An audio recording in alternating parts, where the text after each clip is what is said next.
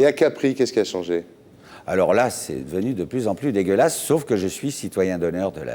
Ouais, mais quelque part, Capri, c'est fini, vraiment, toi, non? Mais je vais te dire, je t'emmerde, toi.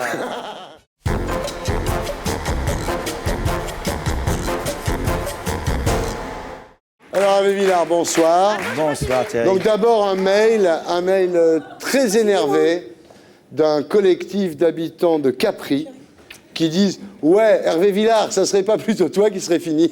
Ah ouais, ça peut. Mais là, non. Non. Pour l'instant, je chante à Pigalle, ça se passe bien. Tout va bien, voilà. Eh ben non, moi, effectivement, toujours là, avec un nouveau CD.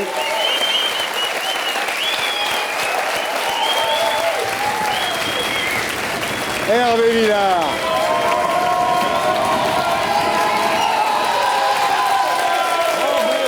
Et voilà,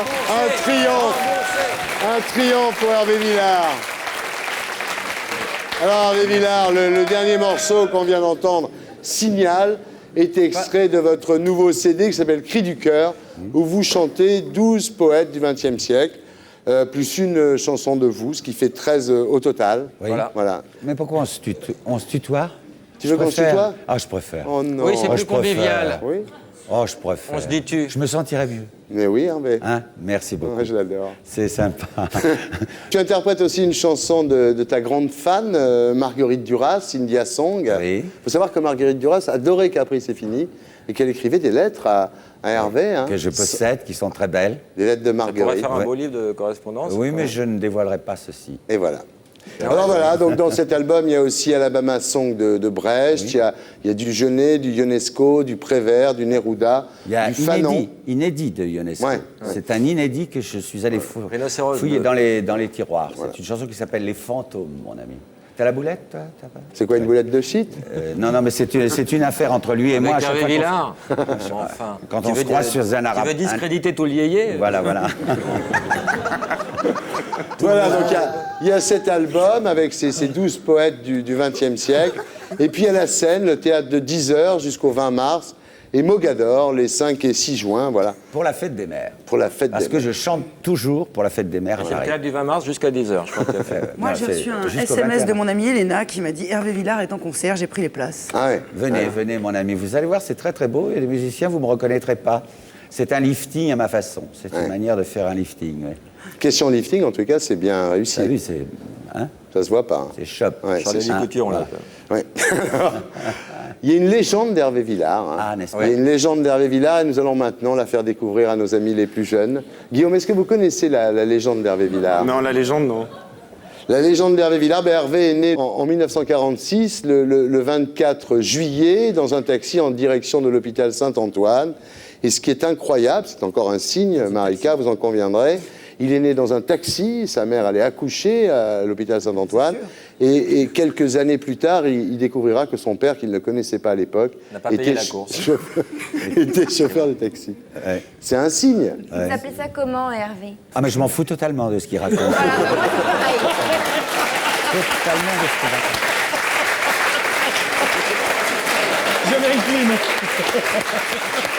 Alors Hervé, c'est une carte de bon client.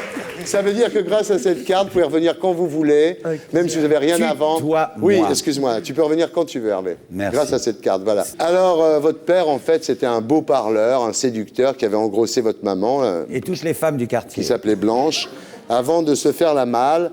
Et votre mère se retrouve toute seule dans un pièce, hein, sans confort, au-dessus d'un garage, et puis elle fait plein de boulots minables. À Montreuil. Voilà. Et vous racontez un petit peu comme ça en disant qu'elle était vendeuse de violettes, mais en fait elle a fait des boulots bien pires que ça. Bon. Mais c'est vrai que vendeuse de violettes, c'est assez poétique pour sa maman. Elle vendait des violettes, des partitions, des choses comme ça. C'est un personnage des enfants du paradis. Oui. C'est un Mais elle a personnage fait des aussi d'autres faubourgs. trucs, votre mère. Ça te regarde pas. Ça ne me regarde pas non plus. Ouais. T'es soigneuse dans l'équipe festive. Et je pense que Guillaume Depardieu peut te piquer ton boulot, mine de rien. J'en serais ravi. Il est bon. Alors voilà, ta mère, un jour, est dénoncée comme alcoolique par une voisine qui avait sans doute été la maîtresse de ton père, non? C'était un petit peu- Attends, là, faut noter parce que ça devient compliqué. Non, c'est ça, Hervé, non? C'est exact. C'est de la jalousie, quoi. Et ta mère est déçue de ses droits maternels et tu te retrouves dans un orphelinat à Saint-Vincent-de-Paul. Tu te souviens du numéro? 74. Non. Ah si. Non. 74 avenue d'Enfer-Rochereau. Non, je te parle de ton numéro d'interne. 764. Bravo! La médaille que je portais là. 764, exactement. 764, voilà. Et alors, Mais il y avait un numéro au bout du Nous avions une petite médaille avec des bois, et un numéro où nous portions moi, je portais le numéro 764. Voilà. Et on nous fourguait comme ça. voilà. Quand tu es à Saint-Vincent-de-Paul, il y avait ce qu'on appelle la punition piqûre. Et tu dis, j'étais persuadé qu'on faisait des expériences médicales sur les enfants. Il est votre- J'en suis même, je reste persuadé. C'est pour ça que je suis resté si jeune et que je n'ai pas fait de lifting du tout. Non, c'est vrai. C'est-à-dire qu'à chaque Tu fois, penses que les enfants à on- Saint-Vincent-de-Paul étaient utilisés comme bah, cobayes? écoute, c'était fréquent quand même, le BCG, là, je sais pas quoi. Ouais. C'était quand même assez fréquent. C'est-à-dire que T'avais le BCG souvent, toutes les semaines, On se foutait ouais. sous les couvertures, pas que pour ça d'ailleurs, mais on nous disait, on se levait, c'était notre hantise. Pour mon cas, on disait, Villard, pas de déjeuner. Donc on déjeunait pas. C'était fréquent. Une fois par semaine, on avait droit à la picouse. C'est un peu comme dans le cyclisme. Oui. L'équipe Festina, voilà, c'est ça. Ouais, c'est ça. Voilà. Voilà. Alors, c'est l'époque où tu inventes un faux papa, parce que comme tu es tout seul, tu racontes à tes copains d'orphelinat que ton père, c'est Jean Villard, le Oui, patron c'est du vrai. TNP. Et Ah, tu mais mets il sait des... tout, cet homme-là. Et tu mets des photos de Jean Villard dans ta chambre. En Et expliquant- comment il sait ça? Et de Gérard Philippe. Ouais. Il n'y a pas beaucoup de gens qui Moi, je savent le que savais aussi, Hervé. Hein. Levez la main, ceux qui le savaient. Rends pas compte, tu es très connu, Hervé.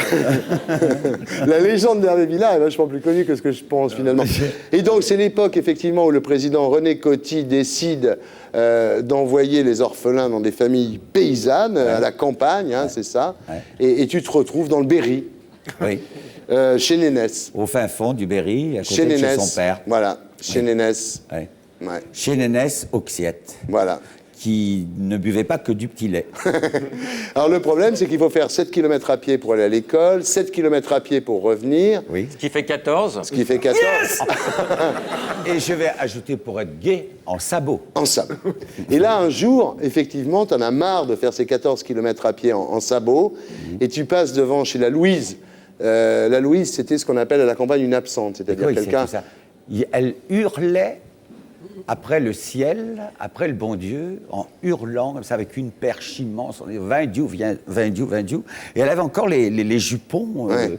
blancs et tout ça, une espèce de berrichonne, une femme assez...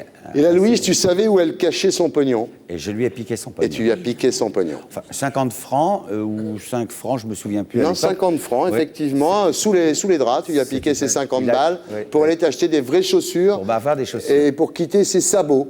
Ouais. Ah oui, Il Mike sait Ténin, tout, oui. c'est incroyable. Alors là, t'es viré. Ah oui, parce qu'il faut savoir, puisqu'on est dans les confidences, comme ça t'en feras ce que tu voudras, après tu fais ce que tu Oh, veux. il va le diffuser, Voilà. hein. Ça les arrangeait bien que j'ai fait cette connerie. Parce que ma mère me recherchait, et à chaque fois qu'elle situait la famille dans laquelle j'étais placé, on me changeait de famille. Ouais. Voilà. Les salopards. Tu leur en veux?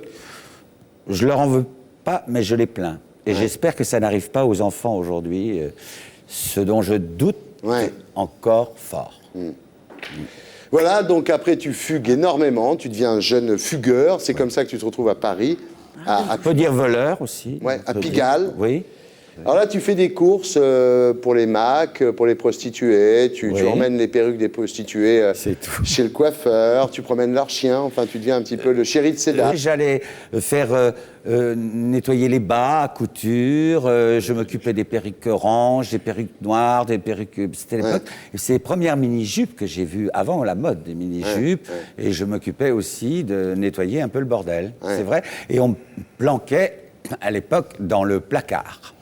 Oui, ça c'est Graziella. Un jour, tu es recherché par les flics et Graziella te planque dans le placard. La femme à Coco. Voilà. Qui c'était, Coco? Coco, c'était le plus grand truand de Pigalle. Ah, d'accord. Et c'est un homme. Ouais. Ah. Et c'est un monsieur Ouais. que je salue encore aujourd'hui. Parce qu'il m'a tendu la main. Non, mais c'est vrai qu'à l'époque, quand même, tu es un vrai voyou, c'est-à-dire que tu passes par les toits pour piquer des chaînes stéréo. Tout à fait. Hein. J'ai pillé quelques Il y avait des appartements. chaînes oui. stéréo à l'époque, des Ouais. gramophones. Et c'est là que tu rencontres Daniel Cordier, l'ancien secrétaire de Jean Moulin, qui était devenu galeriste. Et il te dit que tu rentres à l'orphelinat et moi je te sors de là. Exact. Grâce à Dado. Il est devenu ton tuteur légal. Mais j'aurais pu très bien ne pas le croire et ne pas retourner en orphelinat. Ouais. C'est là le coup de peau. Ouais. Hein? Tu lui as fait confiance. Je l'ai fait. Ouais. J'y suis allé, j'avais pas envie d'y aller, hein, je te le dis. Voilà, et là, chez Cordier, tu croises quand même tout le gratin parisien lors de déjeuners auxquels tu es invité. Un mec qui s'appelle Le Fou. Oui. Tu disais toujours à Wong, tu te souviens de Wong, le cuisinier de Oui, oui. Daniel Cordier? Très très bien. Comment Tu tu lui- connais ça toi aussi? Tu connais Gourmand Guigui, Il a mis des micros chez toi. Ah oui, il a Tu dû disais demander toujours à Marguerite Wong, Duras. il est là le fou, il est là le fou. Oui, oui, je disais, il est encore là le fou, parce que tous les jours, j'étais tenu d'aller déjeuner chez lui. C'était la loi, il était devenu mon tuteur légal devant la loi. Donc j'allais déjeuner. Je disais, mais il est encore là, celui qui se croise les mains, qui parle dans sa barbe, qui je comprends pas, qui postille dans son assiette. Et tu peux dire qui c'était. C'était André Malraux. Voilà. Et il m'emmerdait profondément. Alors il y avait André Malraux, il y avait Mendès France, il y avait Chaban-Delmas, il y avait René Clair. Mitterrand, il y avait René tout le Clair. monde. Oui, Il y avait vraiment. René Clair. Ouais, est-ce qu'à l'époque, tu as appris qui a dénoncé Jean Moulin? Je le sais, mais je ne le dirai pas. Tu le sais. Ça ne me regarde pas. Et qui a volé l'orange? Je... C'est pas chi. C'est pas chi.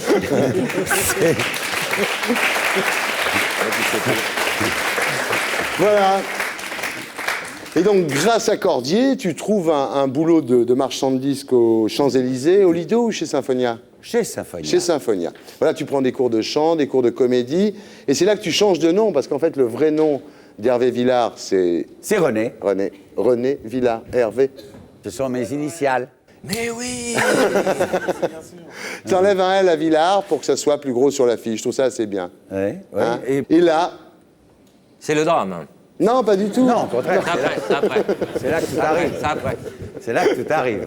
Tu vas voir après. Là, ça va. il fait un premier disque. ça va, mais après- Il fait un premier disque qui s'appelle Une voix qui t'appelle. Et personne ne l'entend. Mais oui, exactement. Alors, comment Hervé Villard a trouvé l'idée de cette chanson? Tu es veux que je dans le raconte métro, tu vois une affiche avec marqué « Partez en vacances à Capri pour 2000 francs ». Oui. Donc tu vois ça. Et à l'époque, il y avait une chanson d'Aznavour qui disait « C'est fini, fini, fini ». Donc Exact. qu'est-ce qu'il fait? Partez en vacances à Capri, fini, fini, Capri, c'est fini. Mais ça, c'est fort. Eh oui. Et je vais te dire pourquoi.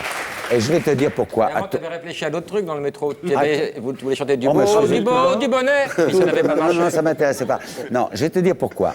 Parce qu'à l'époque, Claude François voulait quitter sa maison de disques. Ouais. Et on voulait faire de moi le nouveau Claude François, me faire chanter des chansons américaines.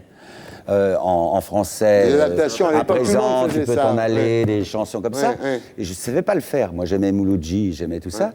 Donc, pour prouver à Daniel Cordier que j'étais capable d'écrire des chansons, j'étais un autodidacte, j'ai écrit ma petite chanson comme ça dans ma petite chambre de bonne.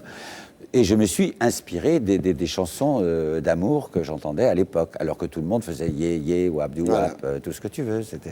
Donc là, tu deviens une star incroyable, vraiment un succès fou. Et là, Laurent, Tapotage. là, c'est horrible. C'est horrible. C'est horrible. France Dimanche Ça commence mal déjà. retrouve ta maman. C'est vrai. Et France Dimanche, un soir, quand tu reviens dans ta chambre d'hôtel, Ils me l'ont ramené à Verdun. voilà, donc à Verdun, tu sors du gala, tu rentres à l'hôtel, tu tombes sur ta mère, évidemment tu ne l'as pas vue depuis je ne sais pas combien d'années, 20 ans hein, au minimum. Oui. Voilà. Et à ce moment-là, au moment où tu l'embrasses, ça c'est pire que la télé-réalité, là, c'est pire que tout. À ce Ah, moment-là, c'est- tous les placards s'ouvrent, C'est le délire. les flashs crépitent, et il y a plein de photographes qui sont là et qui... Oui, oui, c'est C'est ça. l'horreur. C'est ça. Mais tu as été victime quand même de ce genre de trucs assez régulièrement, parce qu'il y a aussi le faux suicide. Ah oui, on a voulu que je me suicide. Organisé par Gilles Paquet, c'est-à-dire que Oui. en fait, ils ont fait croire qu'il s'est tué à l'époque dans France Dimanche, c'était comme ça. Hein. Ouais. Ils ont fait croire que tu t'étais suicidé en fait. Je me suis pas suicidé, j'ai fait simplement une petite crise de nerfs en sortant de scène parce que j'avais bossé depuis 6 mois que j'avais pas dormi et que Ouais. je fumais peut-être un peu trop. à Tu l'époque. fumais Tu quoi? t'es penché à la tête Hein du premier, ils ont titré. J'étais dit que je ne disais jamais rien. Et Ouais. que je ne dénonçais jamais personne. Je vais quand même pas te dire qui me donnait la marchandise hein, Ouais. non plus. Guillaume Depardieu? Hein non, non, il pourrait être mon fils. Greg, petit B. J'étais pas né. Greg? Non. J'étais pas né. Voilà, et là donc tu retrouves ta mère, tu essaies de t'occuper d'elle, tu l'envoies chez le coiffeur, d'ailleurs elle y prend goût, elle y va 2-3 fois par semaine, hein. Oui. Elle y prend goût. Elle aimait bien le Bordeaux aussi. Voilà, tu l'habilles, tu lui loues un appartement, mais c'est un échec parce que finalement, comme tu dis, on ne peut pas refaire la vie de quelqu'un à 60 ans. Exact. Tu Un as peu essayé de comme la faire Johnny. profiter de tout ce que tu avais, mais... Non, ce fut un échec pour elle parce qu'elle culpabilisait ce que j'étais devenu. Elle voulait pas d'argent, elle voulait rien, elle voulait continuer sa vie. J'allais dire de pauvre femme. Et elle... Bon, là, je me souviens de lui avoir offert des manteaux de guanaco chez Renomar. Alors le guanaco est un camélidé. Ah oui, c'est un camélidé, le guanaco. Oui, comme la vigogne ou le lama. Ah ouais, ça fait des beaux manteaux. Ah oui, c'est de la laine surtout. Hein. On ne tue pas l'animal, on récolte la laine au printemps. Bon, et puis elle s'en foutait totalement. Ce qui l'intéressait, Un peu c'était comme les de se gens des promener Guanaco. avec Lucienne Boyer dans les rues. Ouais. Et alors un jour, tu reçois un petit mot de gens de Propriano en Corse qui te disent votre père est enterré ici, Monsieur Baglioni est enterré ici. Voilà, c'est en fait un Italien qui était parti à Paris, qui avait séduit ta mère et qui avait été donc ton père. Mais comme il était déjà marié en Corse, il était revenu en abandonnant ta mère. Ouais. C'est une drôle d'histoire. Ouais. Allez, laisse tomber la neige. Qu'est-ce qui est fini, qu'est-ce qui n'est pas fini? Les faux suicides, c'est fini? Moi, je me suis jamais suicidé. Ouais. J'ai exagéré, surtout, comme tout le monde. Ouais, ouais. J'ai tout On t'a retrouvé dans le découvert. micro-ondes 2 fois quand même. Les tournées mondiales, c'est fini? Ah oui. Oui. Les boîtes, c'est fini? Pas souvent, parce que j'ai pas envie de me retrouver comme un vieux ringard. Tu sais, quand j'étais jeune, Ouais. je sortais beaucoup. Bah, je sais, ouais. Je rentrais plutôt à 10h du matin, souvent. Hein. Samba, tout ça, où je t'ai croisé. À l'époque, je voyais quelques vieux salopards qui traînaient comme ça. Et je me disais... et je me disais, je ne traînerai pas dans les... Quand j'aurai leur âge, je ne traînerai pas dans les boîtes. Tu sors plus, là? Non, je vis au presbytère. J'exorcise. Ah, sur rendez-vous. Je cultive ma solitude. Ouais. Donc, les boîtes, c'est fini. La drogue, c'est fini? C'est fini. Ah oui, aussi. Oui, Le sexe? c'est fini. C'est fini. Kiki, c'est fini. Ah ouais.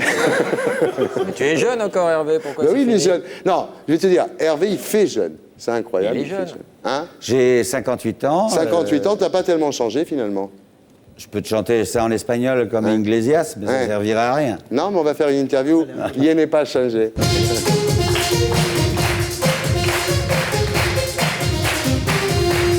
Alors, Hervé Villard, qu'est-ce qui a changé depuis tout ce temps? Dans votre coiffure, qu'est-ce qui a changé? Je fais comme toi, je me les suis coupés. Ouais. Ouais. Moins que moi, quand même.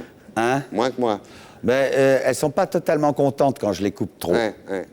Je parle de mes admiratrices. Je crois que tu parlais de tes copines. Non. Dis-moi, tu te fais teindre les cheveux ou quoi? Jamais. Ah, ouais, c'est bien. Alors. Pas encore. Ouais, c'est Ça bien. sent le cirage un peu, non? Non, ta gueule, toi. Qu'est-ce qu'il y a... À moi ma carte. Je l'adore. Faut lui laper, c'est mon pote. Hervé, dans ton sourire, qu'est-ce qui a changé? Je n'ai même pas une carie. Un peu jaune parce que je clope beaucoup. Ouais. Ah. Dans tes opinions politiques, qu'est-ce qui a changé? Je vais te répondre très sincèrement. Aujourd'hui, j'ai très envie de voter à gauche. Ah oui, tu vas pas me dire que tu vas voter pour François Hollande quand même. Non, mais si Jacques Lang se présente, je voterai pour lui. D'accord. Bien, dans tes rêves, qu'est-ce qui a changé? J'ai jamais énormément rêvé. J'ai pas beaucoup rêvé, moi, Ouais. tu sais. Je me suis accroché, je suis un accro de la vie. Non, je suis constamment éveillé, même quand je dors. Dans tes colères, qu'est-ce qui a changé? Je m'appelle Hervé Villard et de temps en temps, je m'appelle Énervé Villard. Voilà. Et on m'appelle aussi Énervé Vislard. Ah T'as vu? Développe. Dans tes plaisirs, qu'est-ce qui a changé? Dans mes plaisirs, j'ai toujours eu, très sincèrement, et je le dis avec le plus profond, mon vrai bonheur, c'est de chanter. Ah oui, C'est mon vrai plaisir. plus mon que le vrai bonheur. sexe. Mais le sexe, j'ai jamais... Tu sais, je vais te dire, j'aime pas trop la salive, le foutre, tout ça, ça m'intéresse Ah pas bon? tellement. Non, je trouve ça Ça dégueulasse. te dégoûte. C'est con, c'était Ça ta me dégueule. surprise. Ça me dégoûte. Ça te dégoûte. Ouais, j'aime pas trop. C'est vrai? Non, c'est très gluant. C'est comme les escargots, je trouve ça dégueulasse. T'es comme ça, On avait toi? commandé aussi. Bah là, on a tout faux, Thierry. Hein. On avait commandé de la salive, du foutre et des escargots. Ah non, mais j'ai dit que je venais chez Ardisson. Quand je vais chez Ardisson, j'ai fait une émission d'Ardisson une fois tous les 10 ans. J'espère qu'il sera encore là dans 10 ans pour pouvoir venir me confier, oui. Et à Capri, qu'est-ce qui a changé? Alors là, c'est devenu de plus en plus dégueulasse, sauf que je suis citoyen d'honneur de la... Ouais, mais quelque part, Capri, c'est fini, vraiment, toi. Non? Mais je vais te dire, je t'emmerde, toi. Et pour être sûr de ne rien rater de Inarditube, abonnez-vous et mettez un pouce bleu.